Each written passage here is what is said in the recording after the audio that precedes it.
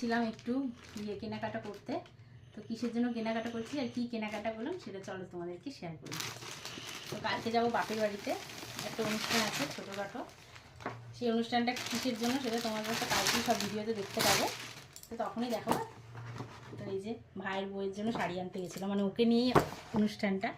এই যে mulberry silk, ও বলেছিল এই যে এই শাড়িটাই নেবে, এরকম বেগুনি কালারের মধ্যে, খুব সুন্দর লাগছে শাড়িটা।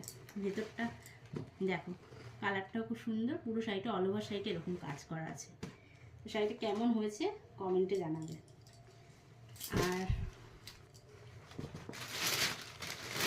এই যে শাড়ি কিনতে গেছি নিজের জন্য, একটা পছন্দ হয়ে গেছে। এই যে এই শাড়িটা কিনেছি, দেখো এই শাড়িগুলো এখন নতুন উঠেছে, খুব সুন্দর কালারটা লাগছে। তো ঝোলানো ছিল তার দোকানে, দেখে পছন্দ হলো। পুরো শাড়িটা এরকম, আর ভেতরটা এই যে আঁচলটা এরকম